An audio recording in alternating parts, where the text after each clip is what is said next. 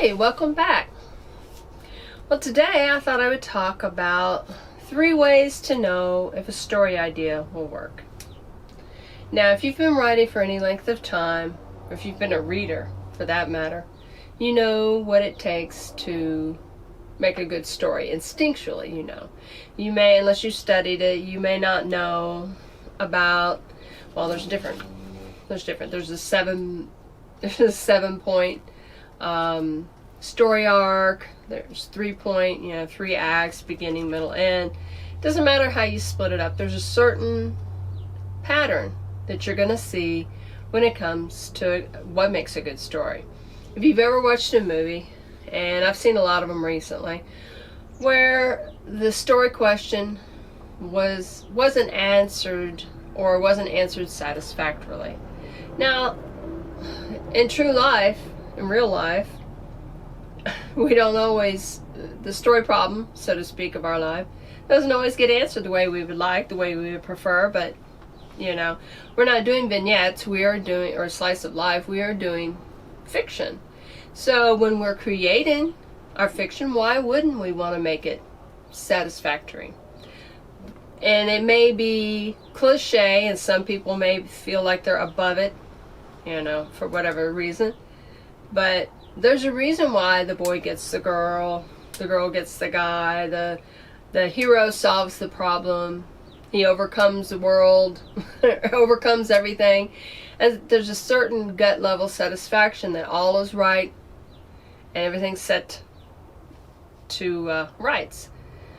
And then there's other stories where, especially if it's true life, things didn't turn out great, but things did resolve, and that's the big key. You want to make sure your story has a resolution, that readers feel satisfied once they've read it, that, okay, well, I didn't like the way that ended, I wasn't happy with that ending, but at least I can put a period at the end and I know the story's done. So, one way you can know if a story idea is going to work, which a lot of exploratory writers will do, is you just sit down and write. You come up with an idea and just start writing about it. Now, that could work. Most often it will work, but sometimes it doesn't.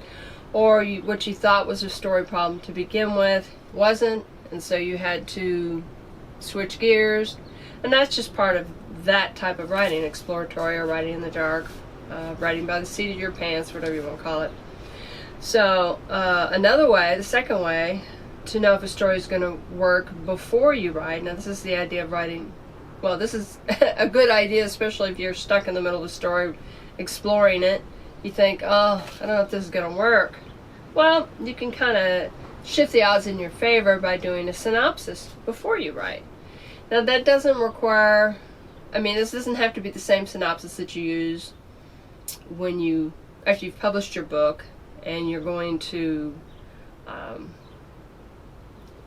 put it on the Amazon or Smashwords or Draft to Digital, whoever you use to distribute your books.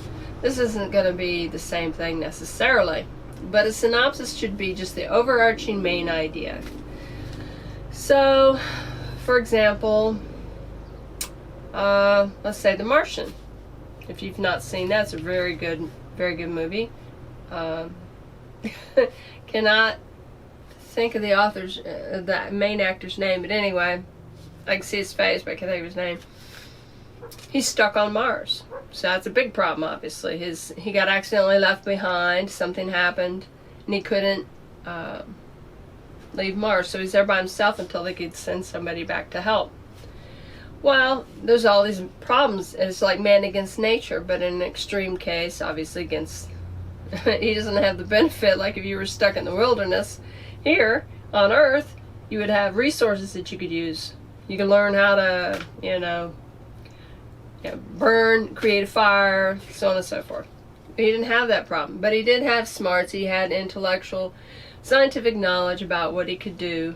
And the biggest thing is overcome the loneliness, because at least that's the way I saw it, is that we're social creatures, and so that was the biggest mental hurdle he had to overcome. But anyway, the whole idea is man gets stuck on Mars, has to use scientific knowledge and sheer determination to hang on until they could come back and get him from Mars. So that's a story that works, because you've got the story problem, which is him getting stuck there, and the process, he learns a little bit about himself. He learns how to survive, and he knows he can survive. And number 3, he gets rescued. Yeah, sorry if it's a spoiler alert. But anyway, I should have alerted you before. That's the whole point. But anyway, where I'm going with this is you have a synopsis and a general overarching idea about what the story is going to be like, and you go with it. And that's a very good way.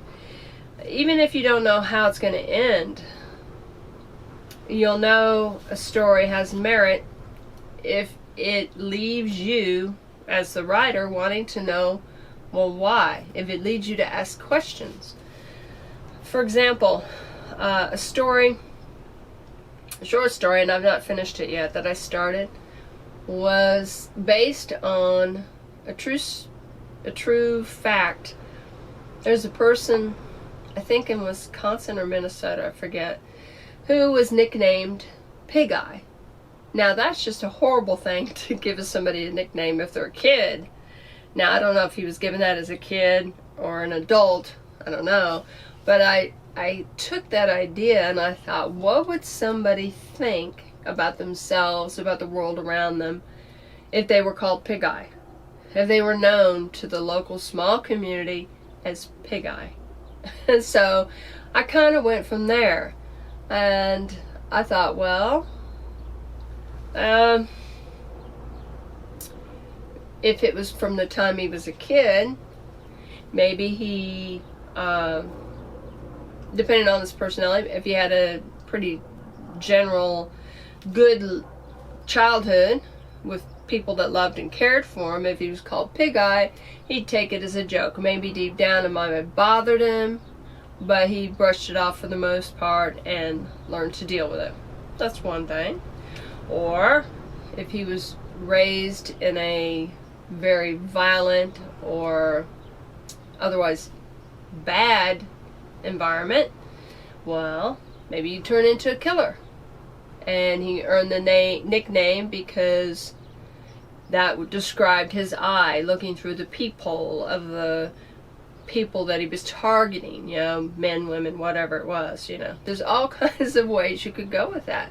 So the synopsis would, of course, depend on your character, where you started. Whatever was the most interesting to you, you stick with that and write and see where it goes. Or if you're an outliner, you come up with the topic and you just outline it.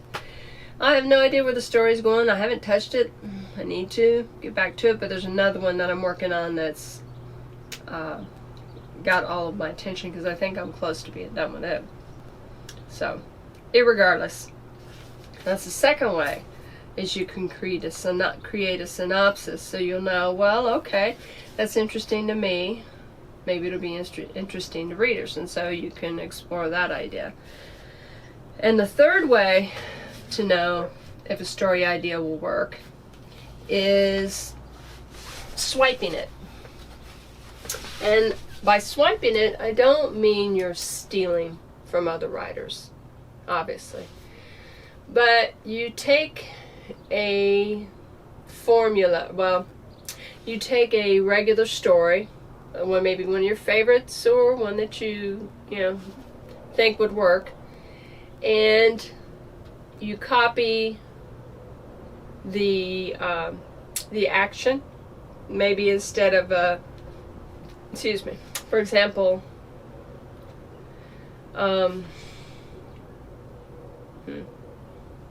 had an example in my mind, I can't think of it right now.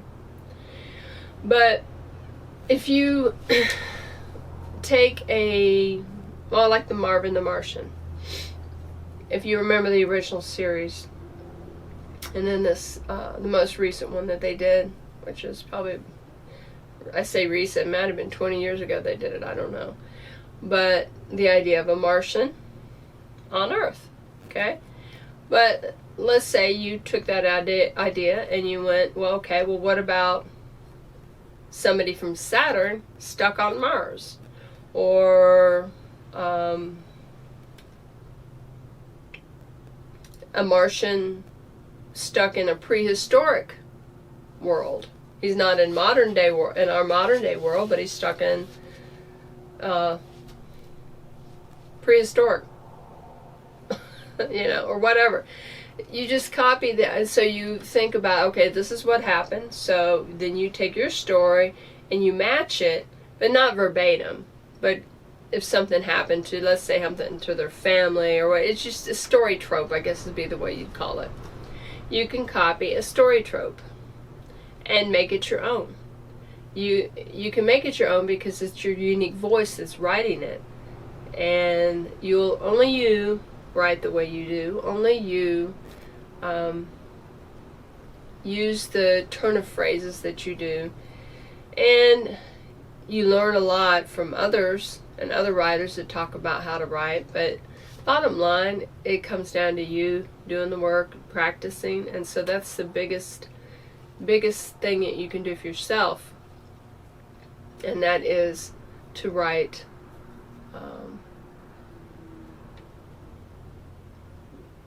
stories yourself. So that would be the 3 ways, and there may be others I haven't thought of, but those are 3 big ways that you can know ahead of time if a story is going to work. So to summarize, and I have to go back because I might have forgotten. 1, you just write it in the dark and see if it feels like you are interested in the story, if you really care about the character as you're writing it, and others will too. And the second way is to create a synopsis based on what you think the story is going to go. It doesn't have to be the final synopsis. It can be just something to get you started where you think, hey, I think this would work. For example, a Jaws. The sheriff is afraid of water, but yet he's sheriff of a coastal town. It's like, okay, dude, why'd you live there, But anyway, and he's afraid of water, and he's got this killer shark. At the height of tourist season, all these tourists, and he's got a killer shark that he's got to get rid of and deal with. And so it's a conflict. But it's very well done, conflict between not only him and the shark, that's the most obvious conflict, but between him and himself and his fears. And so I'm sure there's other things I'm missing, but bottom line is there's a synopsis that you could look at and say, okay, well, I look at this story, yeah, this guy's got tension here. He's afraid of the water, and he's got to go out on the water and deal with this beast. So there's that. And then the third way would be, like I said, to use a story trope, but to put your own unique twist on it. So you're not just doing another Jack and Jill went up the hill or another giant that you're battling. You put your own unique twist on it. And that would be 3 ways to know if a story idea will work. Bottom line, if you like the story, even irregardless of whether you like how you wrote it, because most writers hate their stuff. They're a very poor judge of their own writing, but that's such as it is. So I think it's just because we know in our head how we want the story to go, and it's difficult getting it out to where we want it. But there's times where you just got to let it go. So once you do, whichever works for you, and continue to do it, you will continually write stories that you enjoy, that you entertain yourself with, and that you entertain others with. So until next time, remember what I say, writers write, so get writing.